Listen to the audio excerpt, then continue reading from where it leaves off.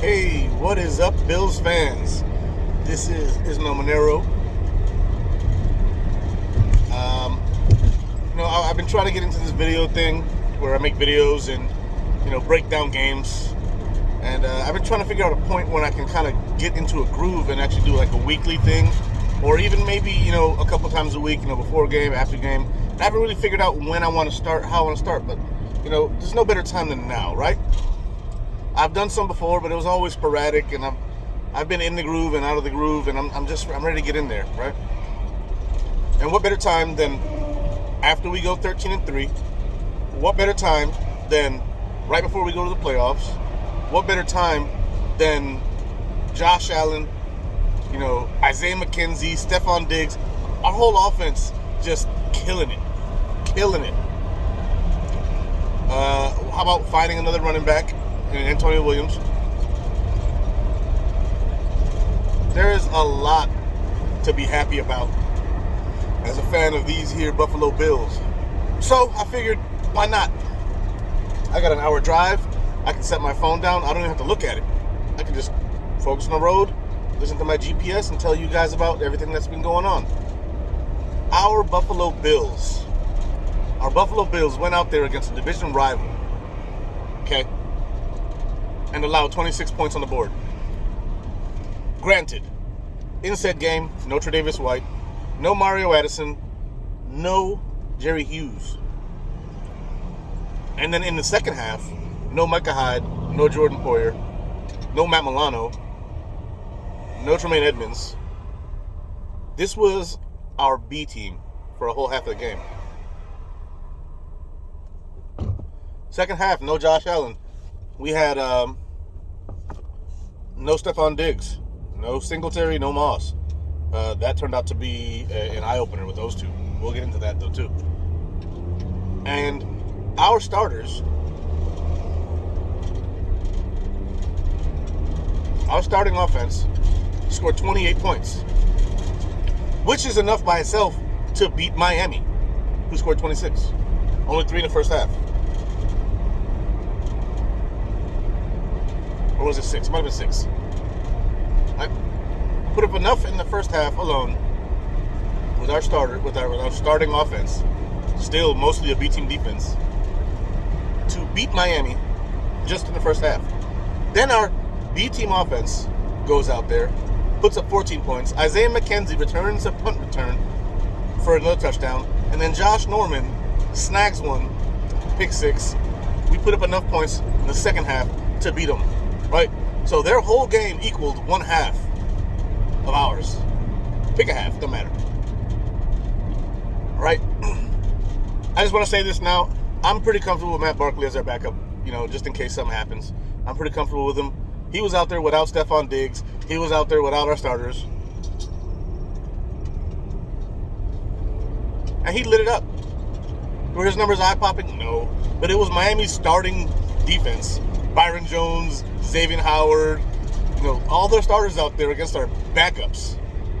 They still put up touchdowns.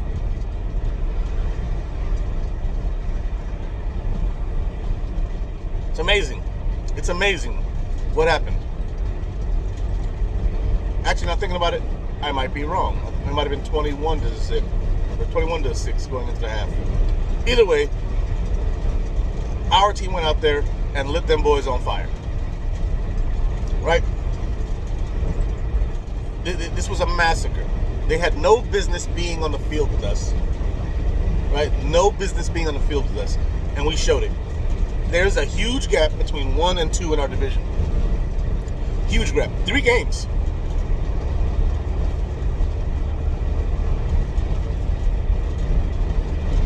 I was watching Matt Perino's podcast, or the NY Up Shout. And he had a stat that he put up, some Denver guy gave him. 26% of the points scored against the Dolphins were by the Bills. 26%. That's more than a quarter of the points scored against them this year was by us. Right? This is craziness at the level that the Bills offense is playing. Especially based on what's happened after the bye week. It's nuts. There's not been a time in history where we've been this good on offense. Josh Allen, Stephon Diggs, setting records for wide receiver and quarterback respectively. Freaking Isaiah McKenzie went out there and made Andre Roberts look obsolete. And I like Andre Roberts. He's been a damn good kick returner. He's a Pro Bowl kick returner. And Isaiah McKenzie went out there and did what he couldn't do. Scored a touchdown on special teams.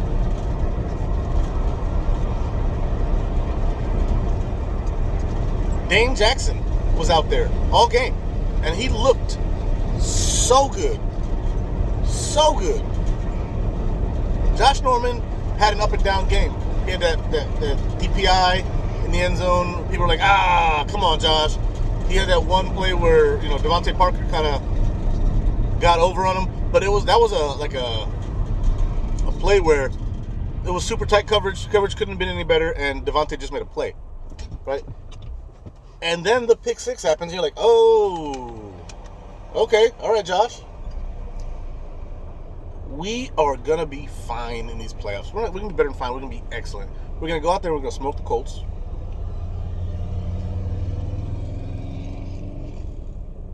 Then we're going to take whoever the best seed is. We're going to smoke their ass too.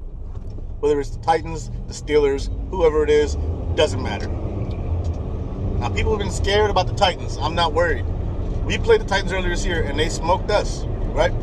We had injured Milano and Edmonds. I don't even know if they played that game. I don't think they did. Then, no Tre'Davious White. A.J. Brown ate Josh Norman alive. We didn't have a number one corner out there. And A.J. Brown ate Norman alive. But we held Derrick Henry to 57 yards on 19 carries. He was averaging less than two and a half a carry. Or less than 3 a carry. Just over 2.5. Derrick Henry has been shut down by the Bills defense twice in a row now. Now, in that game, he had 2 touchdowns. But those 2 touchdowns are a direct result of Tannehill carving up our secondary, which didn't have our number one guy. I'm not worried about that this time. I'm not. Our linebackers are back. We shut them down without our linebackers. Now we have our secondary fully healthy. We have Levi. We have Trey. We have Josh Norman. We have Taron Johnson. When we pulled Micah Hyde and we pulled Jordan Poyer, Dean Marlowe went out there and had an interception and almost had a second one.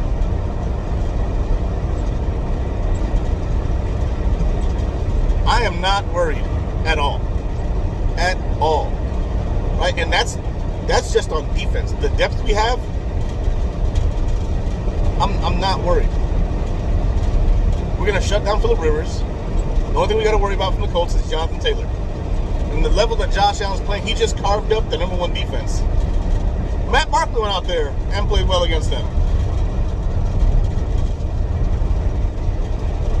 Not to mention Mr. My Feet Don't Stop, Antonio Williams, out there getting stopped and then just kept on churning his feet, finding a way around people and then busting open runs. 2 touchdowns. Like, that is crazy. Gabe Davis, he's not a deep threat. Yes, he is. Matter of fact, he didn't get hit deep by Josh Allen. He got hit deep by Matt Barkley. This game was ridiculous. This is how you go into the playoffs hot and ready. Right? Like a Little Caesars fucking pizza. Hot and ready. Let's do this shit. Let's go out there. Let's feed these fuckers. And what are we feeding them? We're feeding their ass. That's what they're getting. Hot and on a platter. It's time for the Buffalo Bills to go out there and beat a team that we know they can beat. The team that they have been all season. And that's a team that should be fortunate too. And probably would be 15-1 if we don't miss out with Tre'Davious White, Matt Milano, and Tremaine Edmonds for a good chunk of the season.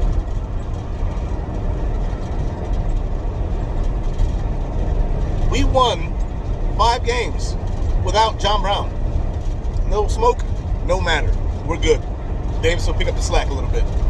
McKenzie will pick up the slack a little bit. No Beasley, no matter. McKenzie definitely picked up the slack. More than picked up the slack. We are in position to win a damn Super Bowl in Buffalo. We are in position to go out there and smoke anybody in our way. We are in position to do what is necessary to get these guys the hell out of our way so we can go out there and punk whatever NFC team makes it to the Super Bowl. I don't care if it's Brady. I don't care if it's Rodgers. I don't give a damn who it is.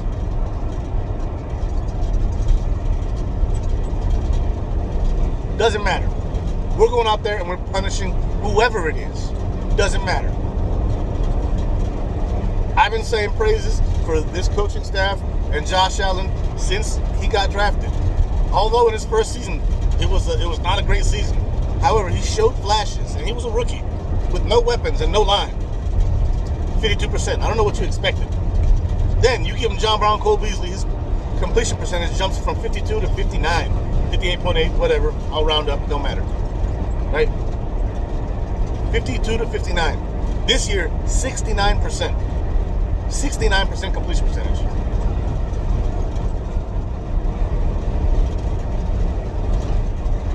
Top 5 in every stat.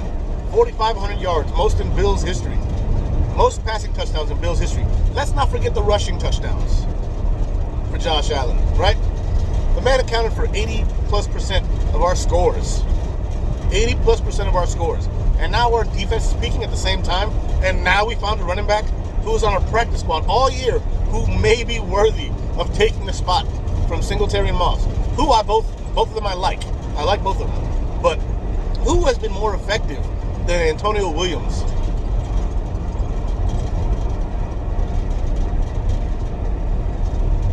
That man is hungry. I say you can drop Tywan Jones if you want, or you can drop TJ Yeldon. Drop somebody and keep him on the active roster. Bring him up. Right? We still got Surround Neal at gunner. You can throw another guy in there.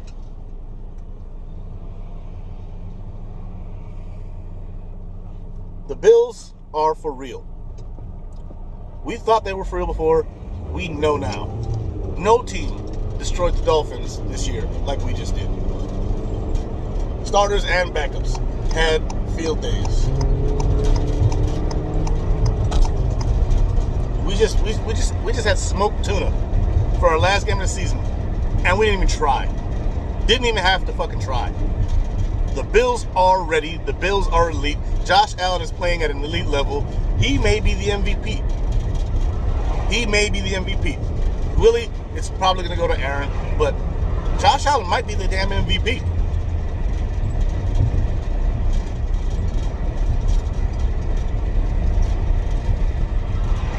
And here's another thing. At the beginning of the season, who would have thought that our starting left guard would be Ike Boettger? Not me. But apparently you put him between two really good offensive linemen in Mitch Morse and Deion Dawkins. You put Ike Boettger between those two guys, and that dude's shining now. He's shining.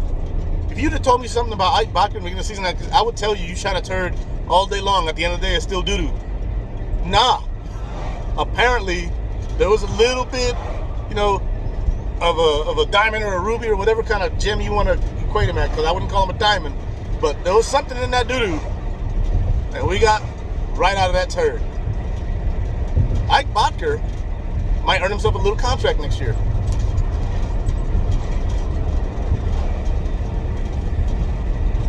Our starting offensive line is giving Josh days to throw. If Josh didn't find open receivers, he'd still be in the pocket right now holding the ball, waiting to throw it. He's got time. And I'm loving every minute of this. They haven't been this good since I was like 8 years old.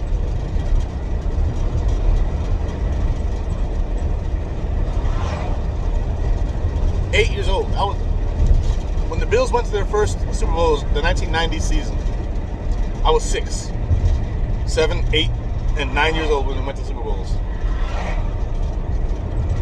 I was a little boy, and I really didn't care about football. I was too hyperactive to sit down and watch. I really started liking football around the age of 13 and 14 years old, right when I was getting into high school. That's when I started getting into football like that. And I'll be honest with you guys, when I was younger, I tried to hate the Bills. After the 4 Super Bowl losses in a row, I tried to hate them. But I also didn't care about football that much. And when I came back to football, around 98, it was right around the Flutie time. It was the Flutie time. I couldn't hate the Bills. I couldn't do it. something in my heart was like, no, you don't hate the Bills. I tried my heart out to be a 49ers fan. I'm not. I'm a Bills fan. Right? I thought it was something I could drop because I wanted to, and I couldn't as a kid.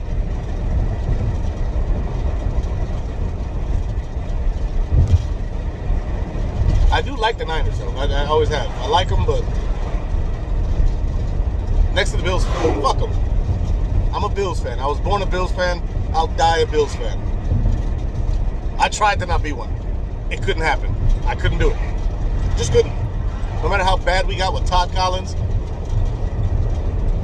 they're my squad. They've always been my squad. They'll always be my squad. Always be my squad. And now that I'm grown, I know how to break down film. I have the patience to look at things. I've done studies on quarterback play and all kind of stuff. And I found so much insight and little quirks to the game that it's just so much fun to see.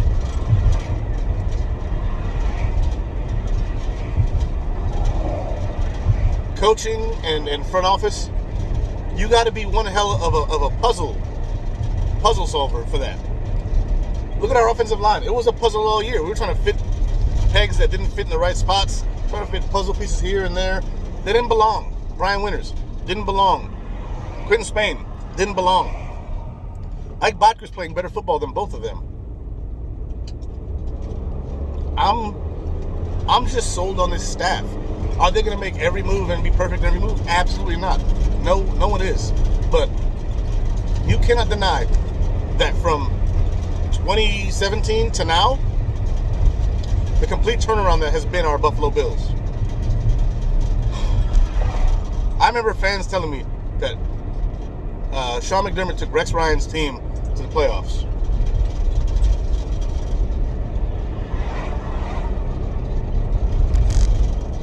And I have some pretty epic retorts for that. First retort, here you go. Rex Ryan couldn't take Rex Ryan's team to the playoffs. So what does that say? It was Rex Ryan's team, right? He couldn't get him there.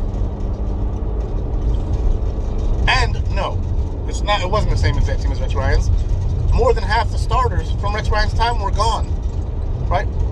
If you look at defense alone, Marcel Darius, gone. Mario Williams, gone. Corey Graham, gone. Aaron Williams, gone. Ronald Darby, gone. Who was our other corner? They're gone too. I don't know. Whatever. Linebackers, Preston Brown, gone. Everybody was gone. We didn't have anybody left except like Jerry Hughes, Kyle Williams, and Lorenzo Alexander on defense. Everybody else was pretty much a new face. Everybody else was pretty much a new face on defense. Then you go to the offensive side. You had Tyrod Taylor still, but Sammy Watkins, gone. Robert Woods, gone. Marquise Goodwin, gone. We still had Charles Clay, but he wasn't doing anything for us. We had what? Zay Jones, Robert Foster. No, Robert Foster wasn't there yet. Zay Jones is a rookie. Kelvin Benjamin, who wasn't on the team. Andre Holmes. We had a bunch of guys that weren't on the team the year before. And he took that team to the playoffs. That was the squad that he got us to the playoffs with. It was Rex's team. No, it wasn't. And if it was, even if it was all of Rex's players, he did what Rex couldn't do. He took a team that wasn't going to the playoffs to the goddamn playoffs. Then the next year, we go 6-10. Well, we regressed a little bit. Well, there's a good reason. Our former GM, he was terrible at building teams. He was a good talent evaluator. I mean, he had an eye for talent, but he didn't have an eye for the puzzle. He didn't have an eye for what talent fit with what talent. Was Sammy Watkins a very good receiver? Yes. Was Mario Williams a damn good defensive end that he went and signed? Yes. Was his scouting crew the crew that got us Trey White, Matt Milano, Deion Dawkins? Yes. Yes, it was. Was he good at picking players? No. No, he wasn't. It is easy to argue Sean McDermott used that scouting information in order to pick his guys. Right? We knew that Whaley was going to get fired. Everybody knew that. Apparently, except Whaley. But everybody wants to say Whaley's guys did they? Okay, yeah, they did. They did. They did the scouting, but the picks were Sean. Could Whaley have overruled him? Maybe. I don't think so, because I'm pretty sure that ownership knew that Whaley was getting ready to get dragged out the door. Sean had to be in charge. You don't have the guy before you pick your guys. You scouted them, sure. You're not gonna throw away that scouting information, but at the same time, you're not gonna let them choose the future if they're not part of the future. It's not how it works. It's not how it works. It's not what you do. The Jets did that shit with McCagnon, and you can say that kind of screwed Gase over some, but Gase was gonna screw himself over anyway.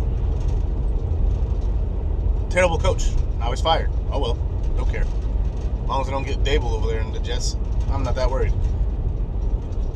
There is an abundance of Bills fans who sleep on this staff.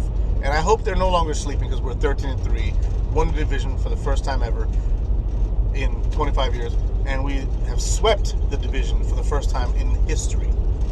Best record we've had since our Super Bowl years. Since our Super Bowl years. It's almost 30 years ago. Almost 30 years ago. It might have been the 1990 season. It was in 1990 or 1991 that we went 13-3. It's been 30 years. 30 years. This team has come so far in such a crazy amount of time. This is how teams should be building. You get somebody, you commit to them, you let them do their thing for a little while. And if they're showing you progress, you stick with them. Right? The Bills knew that Sean McDermott and Brandon Beane were going to blow up the team that was here before. We knew. They knew. They said it when they came in. We're going to turn this roster over. We're going to make sure that we get the players that we need, and we're going to coach them up. We're going to change the culture here. We're going to get everything in order. We're going to get players who fit. We're going to get players who buy in. We're going to get players that want to be here. And go. After that year where we had $55 million in dead cap space on shitty contracts that Doug Whaley signed, we got rid of Marcel Darius. What's he doing? What did he do in Jacksonville? Not a damn thing. He was there for 1 year of Saxonville. Great. That was super sustainable, wasn't it? These guys are signing solid deals to players who were castaways from other teams, like Vernon Butler, who's now come to Buffalo and looks pretty damn good. Does he look great? No. We don't need great everywhere. We need pretty damn good everywhere. Do your job, which is crazy enough a Belichick thing. Do your damn job, and you have a job here. You give us the effort, we'll put you in a position to succeed. And what happened? What happened? 13-3. That's what happened. Number 2 in the playoff rankings. That's what happened. Playing the Colts, round 1. That's what happened. In Buffalo. If the Chiefs happen to lose a playoff game before they get to the AFC Championship game, the playoffs go through Buffalo. That's what happened. That's what happened. They go through Buffalo all the way until the AFC Championship game, and maybe even still, because the Titans are rolling right now too. They may roll over the Chiefs. We may see them in the AFC Championship game. So long as we make it, so barring any kind of catastrophe, whatever. We're rolling through everybody. We're going to the Super Bowl, and we're rolling whoever's there too. Doesn't matter if it's Breeze, Rodgers, Brady. I don't give a damn. Not a damn. This is not something that I have doubts about. This is not something that I have any kind of not worried about nobody. No one scares me. This team is ready. This team is rolling. This team is hot at the right time. Josh Allen, spectacular. And don't be surprised if you see Antonio Williams next week killing the Colts. We get an early lead. We decide we want to run the ball in the second half just to keep Phillip Rivers on the sideline and just eat that clock. We win 28-10, I think. 28-10 against the Colts. That's my prediction. Josh Allen throws 3 touchdowns first half. Second half, Antonio Williams, Zach Moss, and Devin Singletary go out there, and they just roll them. They just roll them. Josh will have probably another 100 yards in the second half. Probably have between 150 and 200 in the first half. 3 touchdowns on the game. Maybe he'll throw a pick because early in the games, Josh, has that little time period where he's kind of getting in his rhythm. But maybe not. Maybe not. He's got 10 on the year. He's got 35 passing touchdowns. More than that, I think. I think it's 37. 36, 37. It's like, what are we worried about? I wanted Tennessee. I really wanted Tennessee. Because I want to leave no doubt that the Bills are the best team in the AFC. I want no questions like, well, if it was Tennessee, you saw, nah, fuck that. We smoked their ass too. I want no doubts. None. I want this team to go out there and dust off anybody that we see. Now, if it's got to be the Colts, it's got to be the Colts. We can't control that. Tennessee won their game. Good job. Will I see you or Kansas City in the championship game? Probably. We're probably going to see Pittsburgh in the second round of playoffs unless they get smoked by Cleveland. But Cleveland barely beat their backups by 2 points. I see Pittsburgh winning. We're going to see Pittsburgh. We're going to dust their ass off again. Go to the AFC championship game and dust off whoever's there. The only team that is potentially, on pace with us is the Chiefs. That's who it is. It's the Bills and the Chiefs. And if we got to go to Kansas City and show them that we're not the same Bills that were there without Matt Milano, without, a healthy Tremaine Edmonds, if we got to go out there and smack around Le'Veon Bell again this year, cool. Let's do it. We smack him around. That's what we do. We smack him around. And if Clyde Edwards-Helaire is there, it'd be great to get a little revenge on that guy. The Bills are for real. We are coming for the chip. That's it. There's no questioning. There's no doubting. Stop doubting already. Get past it. Let's go. Win this whole goddamn thing. If anybody wants to ask questions when I post this thing, go ahead and throw your questions in the comments. I'll be paying attention. I'll be looking. There's a lot of stuff that I've gone and I've looked through, and I've made predictions and determinations using data, because data is the best way to look at stuff and how to figure stuff out. Just like Lamar Jackson. Everybody gets on me about Lamar Jackson. We should have drafted him. No, we shouldn't. He's not going to last very long in the NFL. He's not. He's already come down to earth just a little bit this year. It's coming. I wouldn't trade our quarterback for anybody. Nobody. Not a single other quarterback. We have our guy. We have our coach. And it's no wonder that other teams are looking at our coordinators for head coaching spots in the NFL. It is no wonder that Brian Dable and Leslie Frazier are being looked at for head coaching spots. I have zero doubts that we're losing one of them too. No doubts that we're losing one of them. I prefer to lose Frazier, honestly. However, we have a lot of guys on the offensive staff who know this system, and as long as the system can stay in place with Josh Allen next year, I'm not worried next year either. We are building a dynasty in Buffalo. McDermott has a lot of Belichick qualities, minus the cheating. I am just so elated to be a Bills fan right now. Like my energy is through the damn roof. Now, I'll be working on Saturday while we're playing, but believe me, I'll have my headphones in and my phone in my pocket while I'm working, listening to the game, and it's going to be glorious when we come out with our victory and we go to the next round. This is going to be our year. This is our time. It's going to be Allen and Mahomes for the foreseeable future, fighting for the AFC Championship. That's what it's going to be. That's who. Not Lamar Jackson, not Tua Tagovailoa, Tua turned the ball over, who looked like Nathan Peterman yesterday. This is the only other guy who might throw his name in the hat is the kid in Los Angeles, the Chargers, Herbert. He looked damn good. They just fired their coach too, though, so we'll see what they do next. I wouldn't be surprised if they try to snack Devil. We'll see. There's just so much. Like rookie wide receiver Gabe Davis.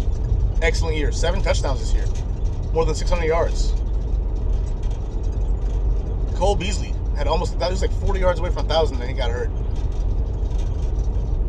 Stephon Diggs, 1,500 plus yards, 8 touchdowns.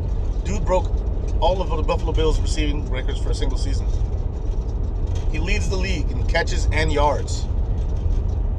Josh Allen's top 5 in every quarterback statistic there is. Like it. Anybody who's a Bills fan that's not a believer, I don't know what else they can do for you. I don't know what else they can do outside of winning a playoff game. I don't know what else that there is that they can do to prove to you that this team has turned around and is no longer that shit team that we had for 17 years, 18 years, excuse me, that we didn't make the playoffs. And that's it.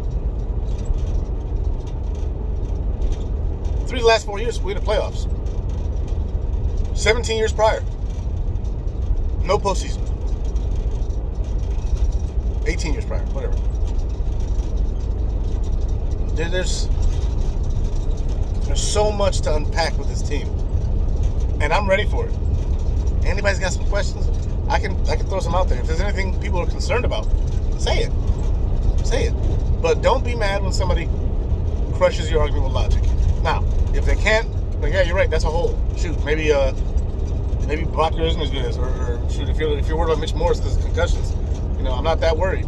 Brian Winters held his own. He was not terrible, but not good. He was okay. His big problem is penalties.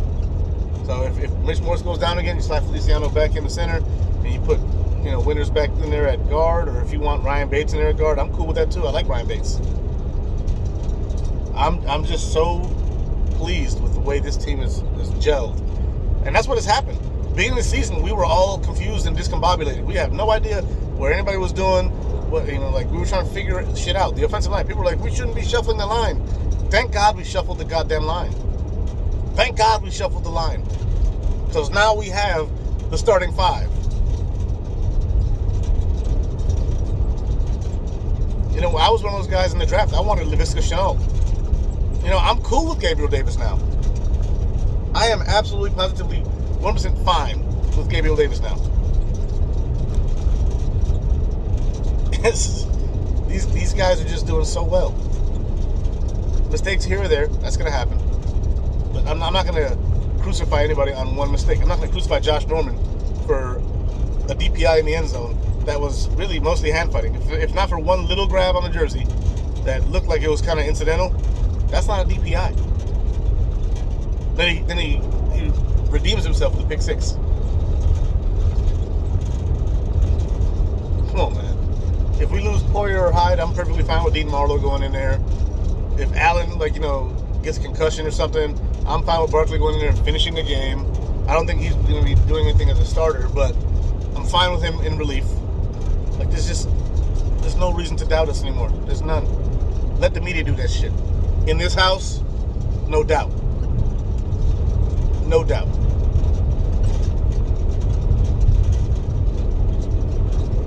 Our weak link really is Dawson Knox. And the messed up thing about Dawson Knox is all the easy catches, he drops them. All the crazy toe drags and in the back of the end zone, 2 feet down, you got to kind of reach for it. He's catching those passes. It's ridiculous with this guy. Bro, just look the ball in. He's got good hands. You know how you know? Because the harder ones he catches. You know why? Because he's got his eyes on the ball, because he knows his catch is going to be difficult. His problem is he doesn't keep his eye on the ball when it's an easy fucking catch. Keep your eye on the ball, look it in, get it in your hands, and then move. I don't know what you're worried about getting hit for. Every time you hit somebody, it's like Mario Kart when people spinning out, knocking heads. Dawson Knox has so much potential to be a great tight end if he would just get his fucking fundamentals down. His problem is not looking the ball in. Pay attention to the ball. Don't worry about that damn defender. If you watch Travis Kelce or George Kittle, they're not looking where they're going. They're not looking where the defender's at, because they know they're probably bigger than that son of a bitch, and they're going to take that motherfucker out. They're going to take his head off. They're going to make him do what Zach Moss said, make a business decision. Remember Cincinnati last year? Remember those 2 dudes who would be on a damn poster if you consistently played like that? that's what those guys do to defenders. And Dawson Knox has the potential to be that guy too. He does. He's got the potential. He just hasn't been doing it. He has not been executing. We need him to execute. When Josh throws you the game-winning pass, you catch the damn ball. You hold that rock until you hit the ground, and you don't let it hit the ground. That's our weak spot, tight end. There's no reason for this team to not win a Super Bowl this year. Outside of a shootout with the Chiefs that doesn't go our way. Outside of that, we should be Super Bowl champs this year. Everybody before then should be easy. Easy. And I know no game in the NFL, no team is ever easy to beat. Right? But when we're running on all cylinders, when we're firing at the pace we need to fire at, when the game is going the way we need it to go, when we are performing at a level that we are capable of, the best level that we're capable of, no one should beat us. Not the Chiefs, not the Packers, not the Saints, not the Titans, nobody. Nobody. This team is ready to fucking rock. So let's rock with them. Let's go, Bills. I'm your boy, Ismael Monero. You can call me Mel, Melly Mel, whatever. I'm just ready for this to happen. Let's go, Buffalo. Bills make me want to shout, baby. Let's go. And I'm out.